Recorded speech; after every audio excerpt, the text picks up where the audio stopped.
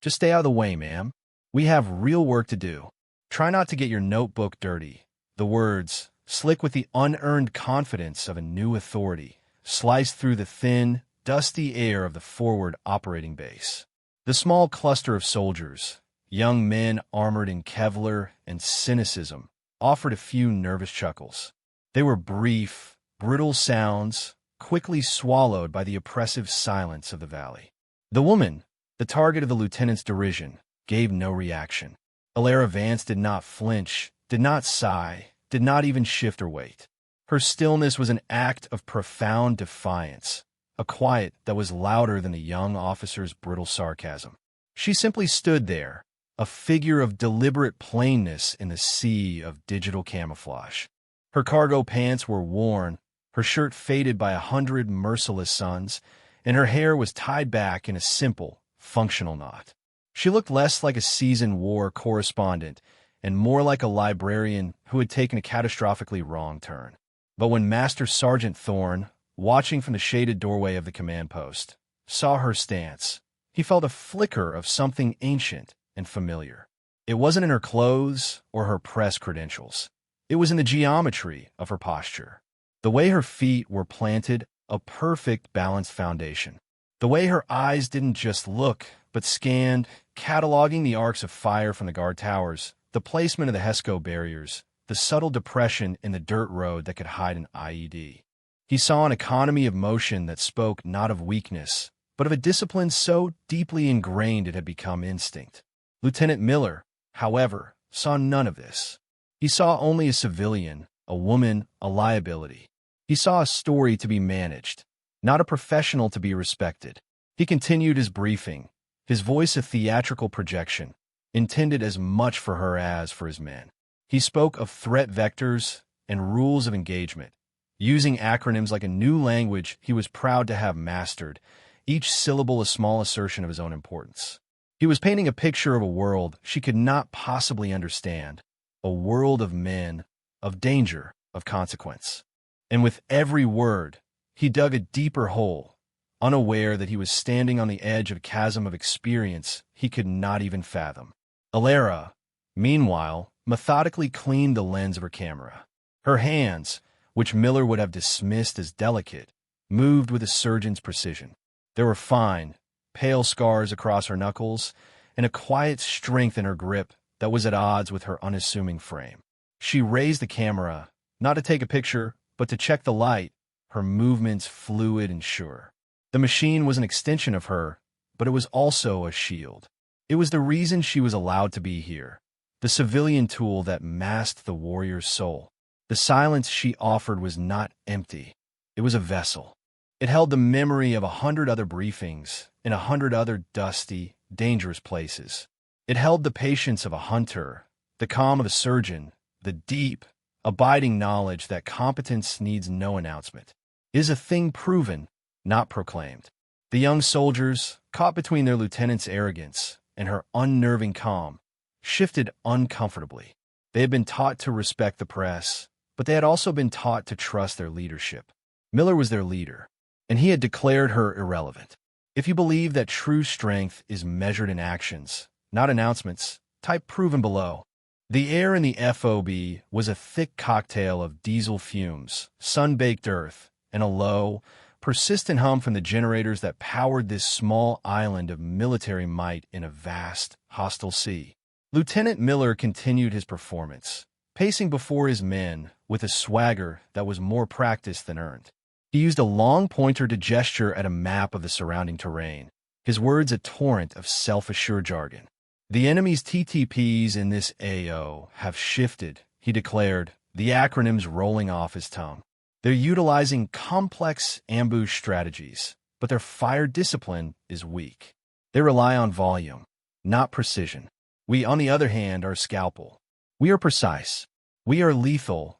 He shot a pointed glance at Alara, who was now jotting notes in a small, waterproof notebook.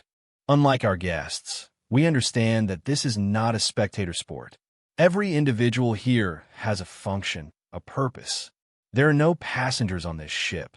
The insult was clear, a deliberate and public humiliation designed to reinforce his authority and place her firmly at the bottom of the outpost's social hierarchy. He was drawing a line in the sand, separating the warriors from the observers, the insiders from the outsider. Alara continued writing, the graphite tip of her pencil making a soft, scratching sound that seemed impossibly loud in the tense atmosphere. She did not look up. To an observer, she might have seemed oblivious or perhaps intimidated into silence. But Master Sergeant Thorne knew better. He had seen that kind of focus before. It was the look of a professional absorbing data, filtering out the noise to find the signal. The noise, in this case, was the lieutenant. The signal was the map, the terrain, the subtle shifts in the wind that carried the scent of distant wood smoke. Miller, emboldened by her lack of response, pressed his advantage. So, when things kick off, and they will kick off, your job is to find cover and stay there. Do not get in the way. Do not try to be a hero. Do not ask questions. My men are trained professionals. They don't have time to babysit. The word babysit hung in the air, heavy and demeaning. It was a final dismissive flick, the act of a man swatting away a fly. Alara finished her note, closed the book with a quiet snap, and tucked it into a pocket on her vest. She then met the lieutenant's gaze for the first time. Her eyes were a calm, steady gray, and they held his for a fraction of a second too long. There was no anger in them, no fear, no indignation. There was nothing at all, and that absolute neutrality was more unsettling than any retort could have been.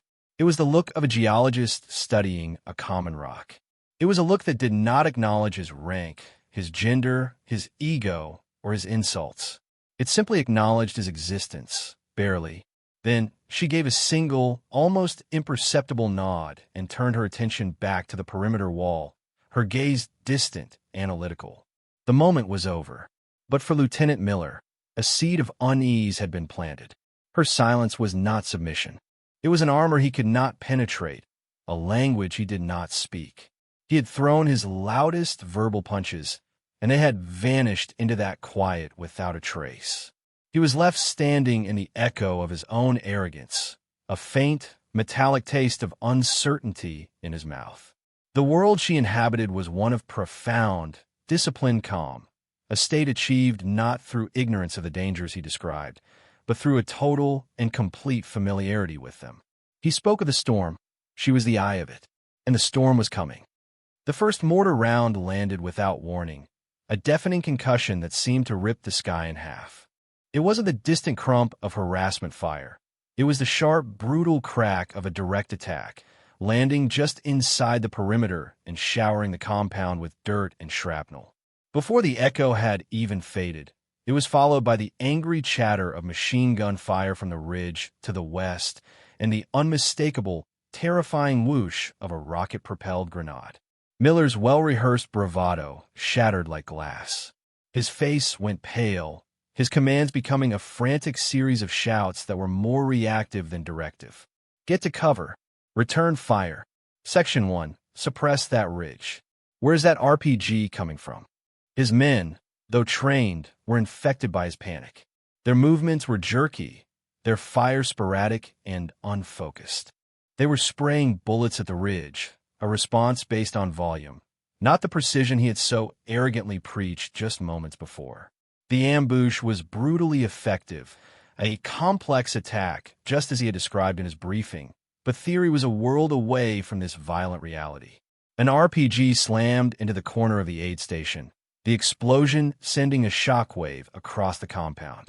Another burst of machine gun fire stitched its way across the open ground, kicking up dust and pinning down two of Miller's soldiers who were caught out of position. One of them, a young private named Garcia, cried out as a round tore through his leg. He fell, exposed and vulnerable, his rifle clattering to the ground beside him. The world devolved into a symphony of chaos. The roar of explosions, the crackle of radios, the screams of the wounded, the relentless, hammering pulse of the enemy machine gun.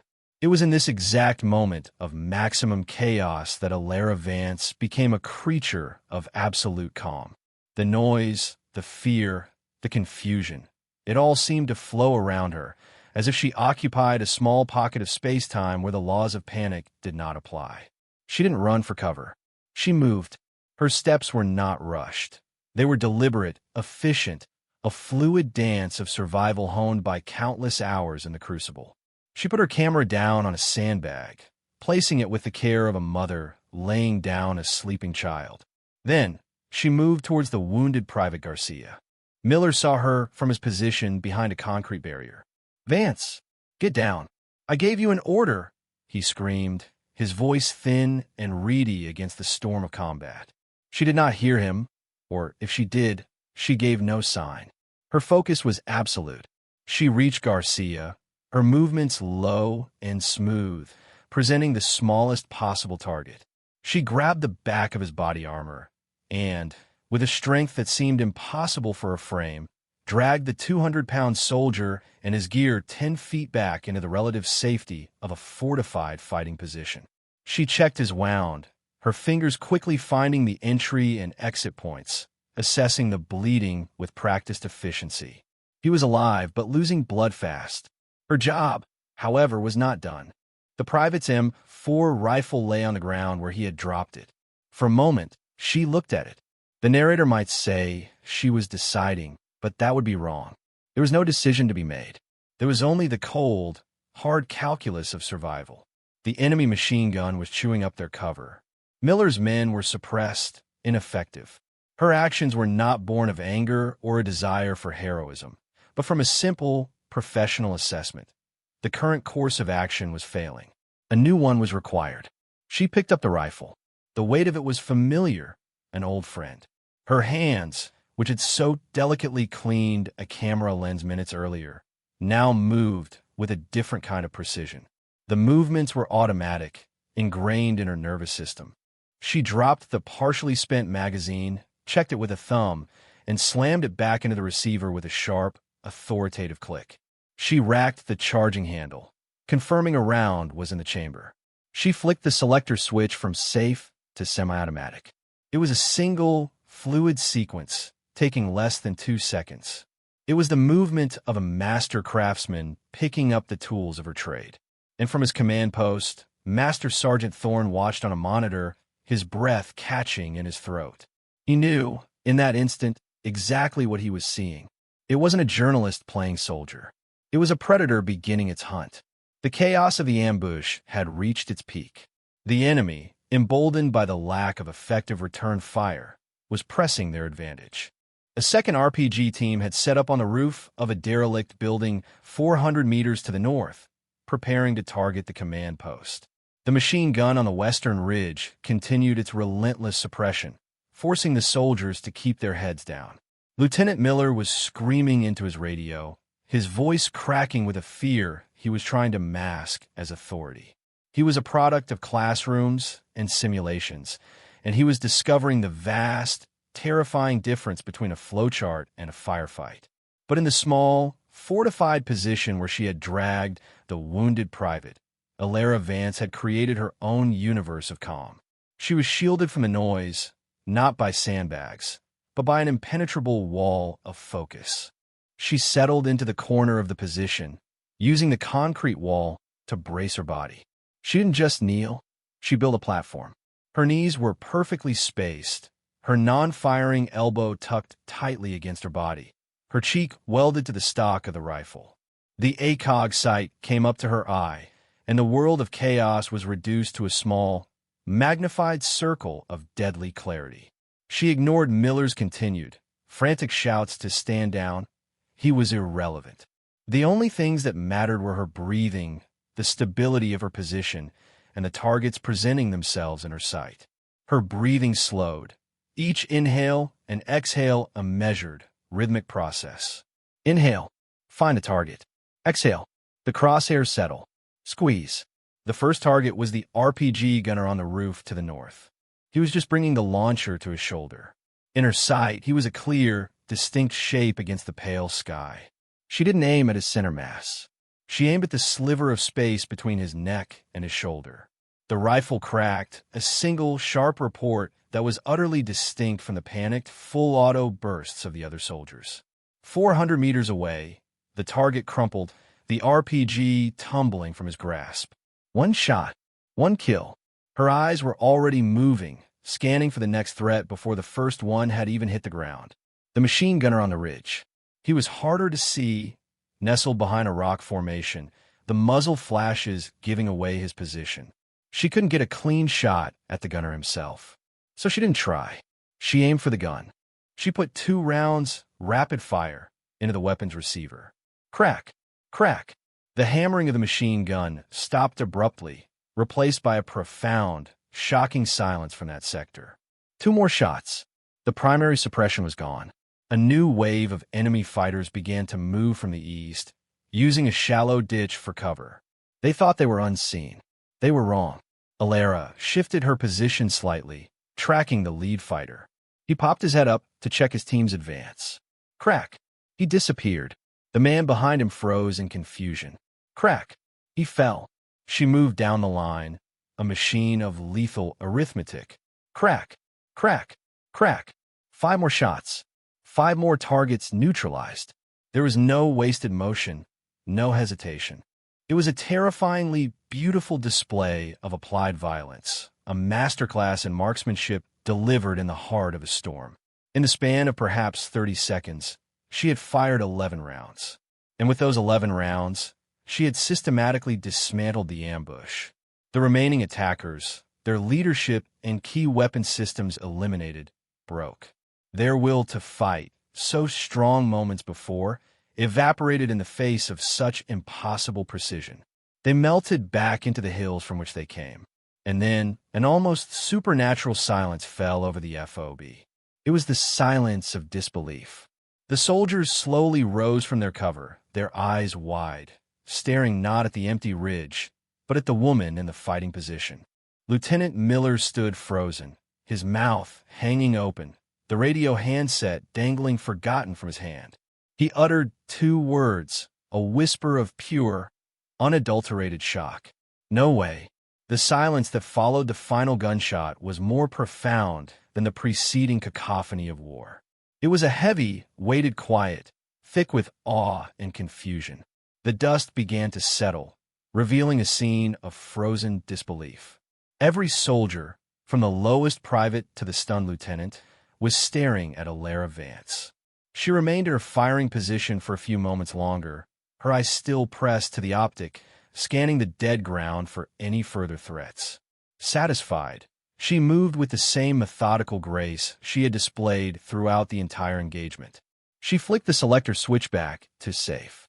She pressed the magazine release, and the empty mag fell into her waiting hand. She tucked it into one of her own pouches, a gesture of field discipline so automatic she was likely unaware of it. Then she pulled back the charging handle, ejecting the last spent casing, and visually inspected the chamber to ensure it was clear. Only then did she lay the rifle down, gently beside the now conscious Private Garcia, its barrel still radiating a faint heat. She had borrowed a tool, used it with an expertise that bordered on artistry, and was now returning it. Her face was a mask of professional neutrality.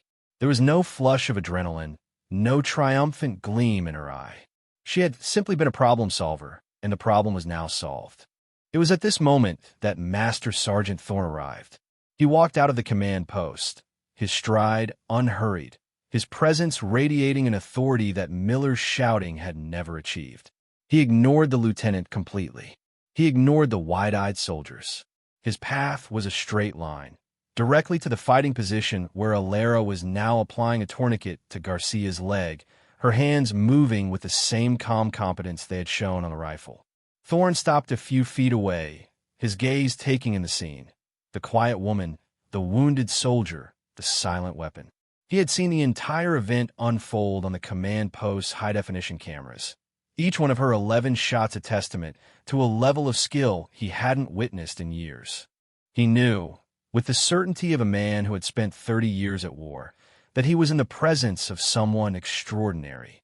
He cleared his throat, his voice a low rumble that cut through the lingering shock.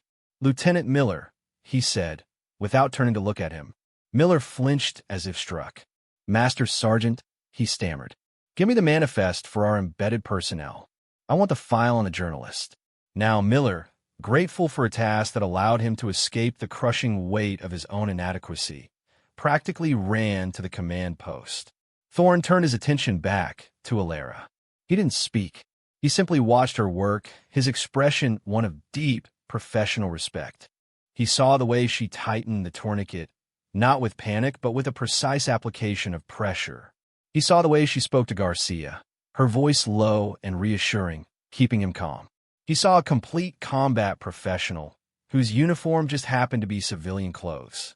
Miller returned a minute later, holding a ruggedized tablet, his hand trembling slightly. He offered it to Thorne. "Here, Master Sergeant." Vance, Alara, Thorne took the tablet. He didn't need to read the whole file. He knew what he would find, but the men needed to see it. The lieutenant needed to understand the magnitude of his mistake. He tapped the screen, his thumb scrolling down past the journalistic credentials, past the emergency contacts, down to the section that was often overlooked for civilian attachments, prior service record.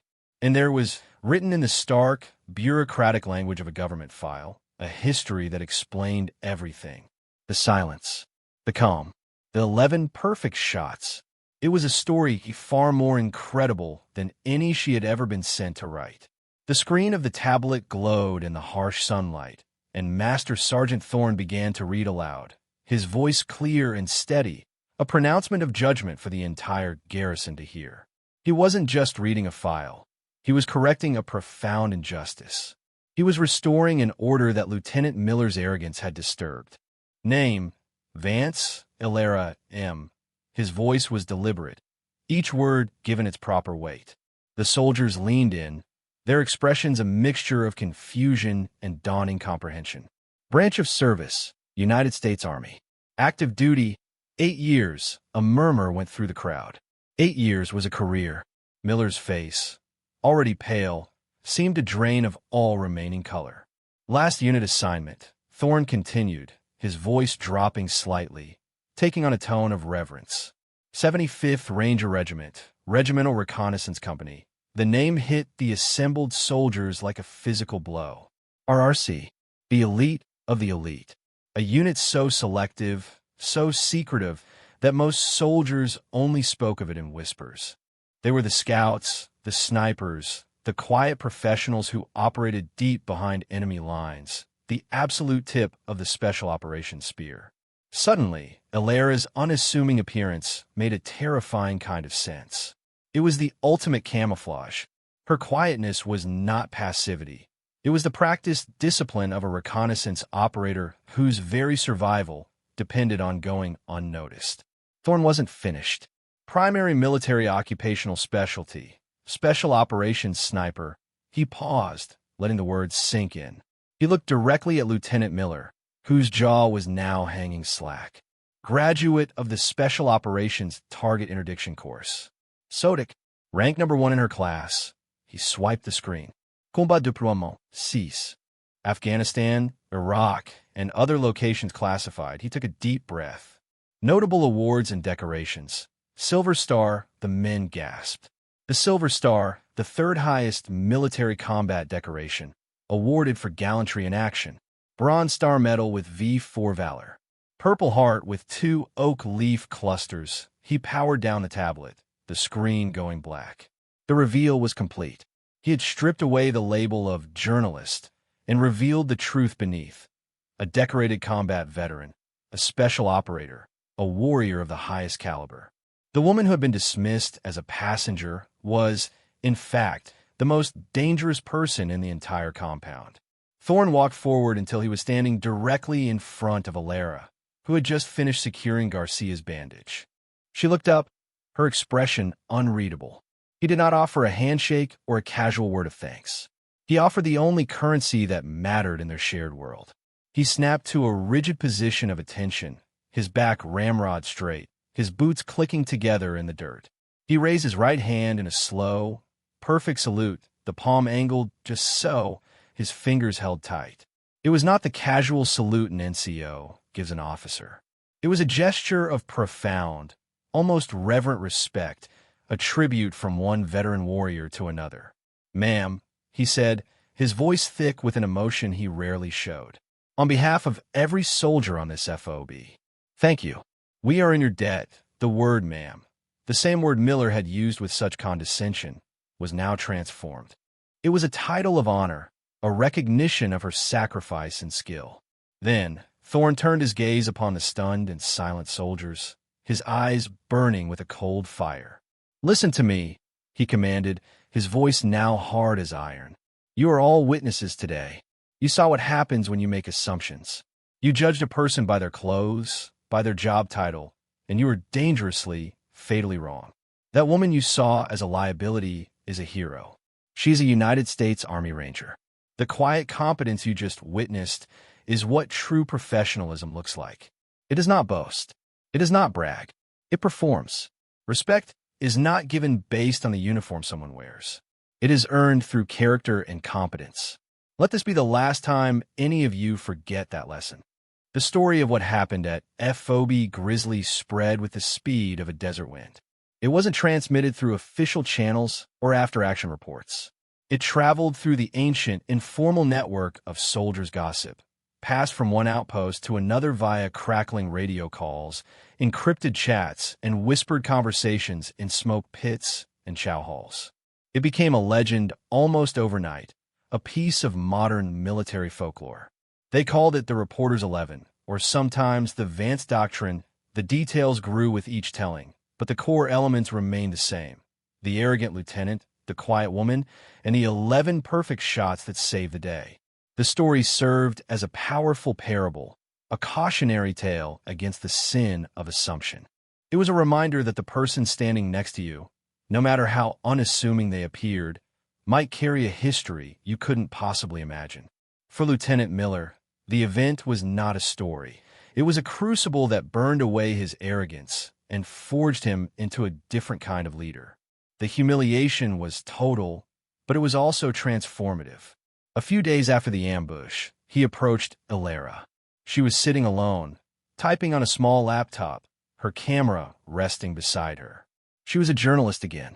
Miller stood before her, his posture no longer puffed up with false confidence, but slumped with the weight of his shame. He had removed his sunglasses, and his eyes were red-rimmed. "Ma'am," he began, his voice barely a whisper. She stopped typing and looked up at him, her expression patient, waiting. "Ma'am," he tried again, swallowing hard. "There's nothing I can say that can excuse my behavior. I was arrogant. I was unprofessional. I was wrong. Completely and totally wrong. You didn't just save my men. You saved me. From my own incompetence. I want to apologize. Formally. For my disrespect." He was prepared for a lecture, a dismissal, even a quiet, "I told you so." He was not prepared for her response. She simply gave him that same, small, economical nod she had given him before the attack. "Apology accepted, Lieutenant," she said, her voice calm and even. Then she added, "You have a good team. They just need a leader who trusts them." It was the kindest, most devastatingly effective leadership lesson he had ever received. She wasn't just forgiving him. She was challenging him to be better. She was placing the responsibility for his men's performance squarely back on his shoulders, where it belonged. From that day on, a new Lieutenant Miller began to emerge. He listened more than he spoke. He asked questions of his NCOs. He treated every person on the base, from the local contractors to the embedded civilians, with a quiet, watchful respect. He had learned, in the most visceral way possible, that true strength was often silent. Ilera, for her part, deflected all praise. When young soldiers, now regarding her with a kind of mythic awe, would approach and ask her how she did it, how she stayed so calm, her answer was always the same. "You slow everything down," she would tell them, her voice patient. "You focus on the fundamentals. Control your breathing. Get a stable platform. Squeeze the trigger, don't pull it. That's all it is. The rest is just noise." She was teaching them the philosophy that had been ingrained in her in the harshest classrooms on Earth. The philosophy of quiet competence. The physical evidence of her actions became a permanent part of the FOB's culture. The soldiers from Miller's squad had policed the area where she had fired from, collecting the 11 gleaming brass casings. They mounted them on a rough-hewn piece of wood salvage from the damaged aid station. Below the casings, they burned a simple inscription with a heated knife: the Vance Overlook. 11 rounds, 11 reasons. Never assume. They hung the crude plaque in the command post, right next to the official maps and charts. It became a shrine, a touchstone. New soldiers arriving at the FOB would be taken to see it, and they would be told the story. The plaque was more than a tribute. It was a piece of institutional memory, a permanent lesson in humility and respect, paid for in brass and blood. The legend of Illyria Vance became part of the fabric of the place, a constant reminder that the most formidable weapons are often the ones you cannot see. It was the story of how a quiet observer, through an act of profound and violent competence, had taught an entire garrison the true meaning of the word professional. Her actions had created a ripple effect, changing not just the outcome of a single battle, but the very culture of the men and women who fought there. Her legacy was not just in the lives she saved, but in the lessons she taught without ever raising her voice. The myth of the quiet professional was now a living, breathing reality on FOB Grizzly, a story that would be told and retold for years to come, long after the dust of that one fateful day had settled. The plaque on the wall was a testament to a simple, enduring truth. The loudest voice in the room is often the weakest, and true strength makes its presence known not with words, but with undeniable, world-altering action. The men who served there learned that the most important lessons in warfare are not always about tactics or strategy, but about character, about seeing beyond the surface and recognizing the quiet, hidden steel in the people around you. They learned to look for competence in the way a person moved, in the focus in their eyes, in the calm economy of their actions. Illyria Vance had not just defended the FOB, she had re-educated it. And that, more than the 11 perfect shots, was her true victory. The story became a tool for Master Sergeant Thorne. When he saw a new NCO getting too loud, or a young officer getting too arrogant, he wouldn't yell at them. He would simply walk them over to the plaque. He would tap the wood and say, "Tell me that story." And as they recited the legend of Illyria Vance, they would be reminding themselves of the code they were meant to live by. The story became a self-correcting mechanism for the culture of the entire unit.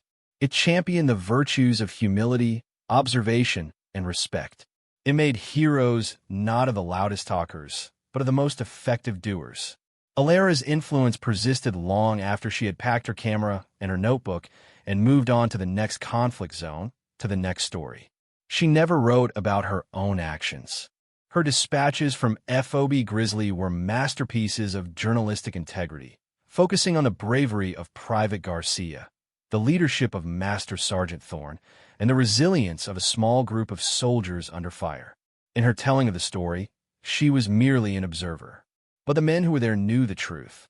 They carried it with them on every patrol, into every firefight.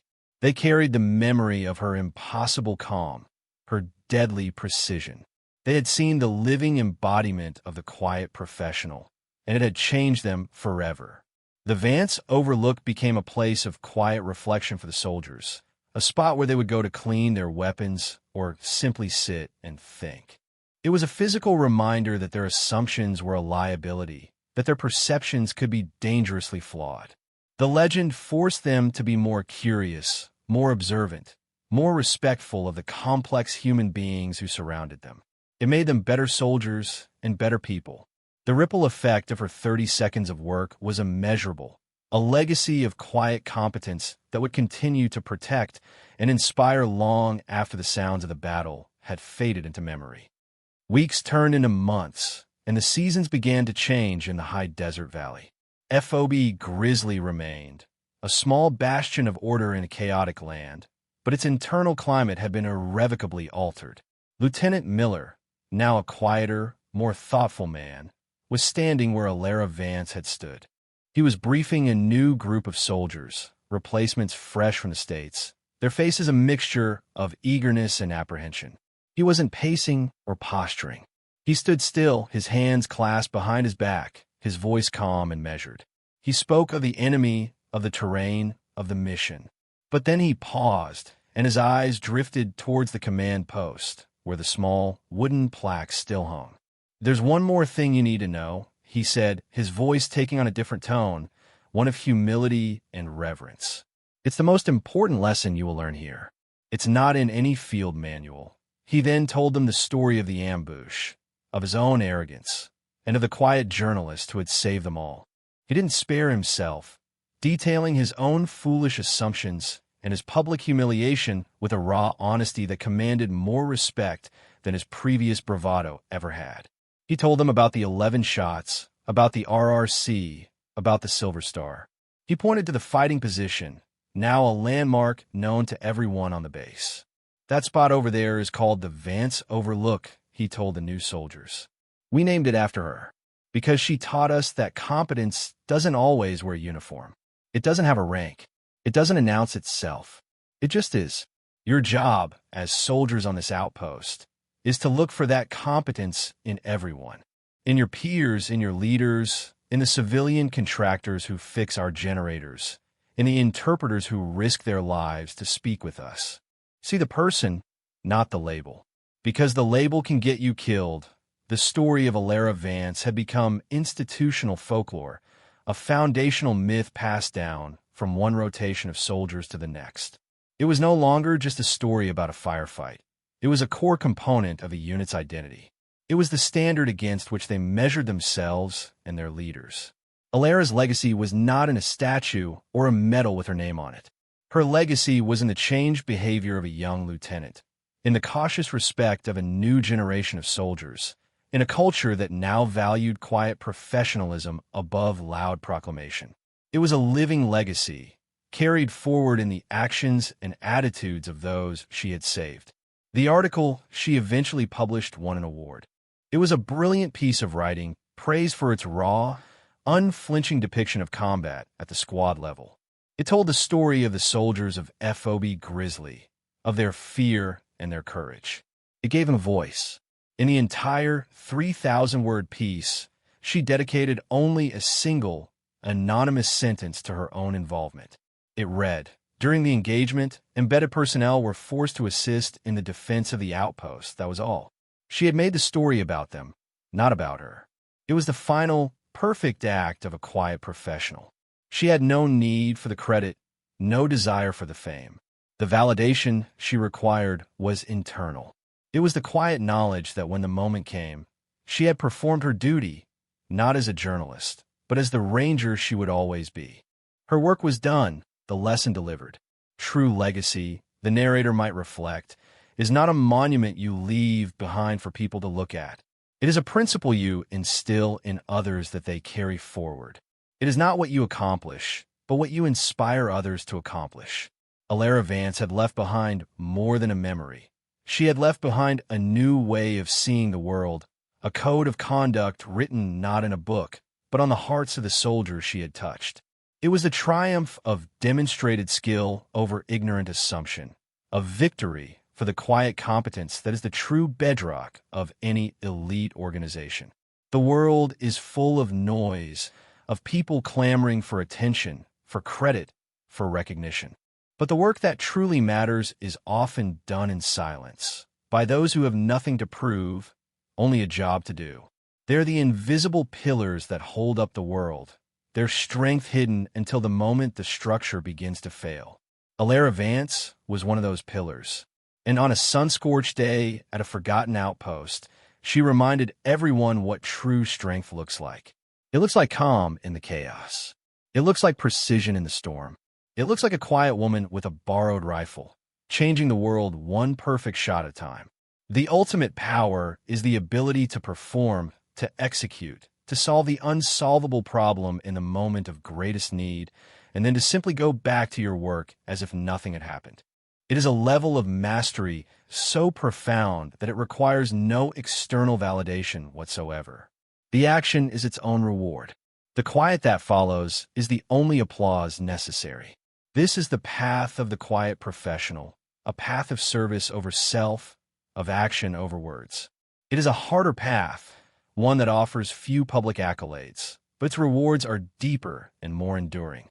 It is the respect of your peers, the trust of those you lead, and the quiet, internal knowledge that when you are tested, you are not found wanting. The story of Alara Vance is not just a war story. It is a story about the fundamental nature of character. It is a reminder that what we are is infinitely more important than what we say we are.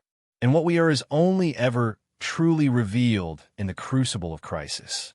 There, in the heat and the pressure, all masks are burned away, and only the truth of our competence, our courage, and our character remains. That is the final, enduring lesson from the Vance Overlook. The ripples of that day continue to spread. Lieutenant Miller, years later and now a captain, would tell the story to his own lieutenants, using his own failure as his most powerful teaching tool. The soldiers who were there would tell it to their children. The legend became a self-replicating piece of cultural DNA, an idea so powerful and true that it was adopted and passed on by all who heard it. It was a story about a woman, a rifle, and 11 shots, yes. But it was also a story about a universal truth, that in any organization, in any field of human endeavor, from the battlefield to the boardroom, it is the quiet professionals, the ones who let their results speak for them, who are the true architects of success. They are the ones who earn a legacy that lasts, not because it is carved in stone, but because it is etched into the improved character and competence of others. For more stories where quiet competence triumphs over ignorant prejudice, and where silent professionalism defines their worth, subscribe to Unknown Heroine Tales.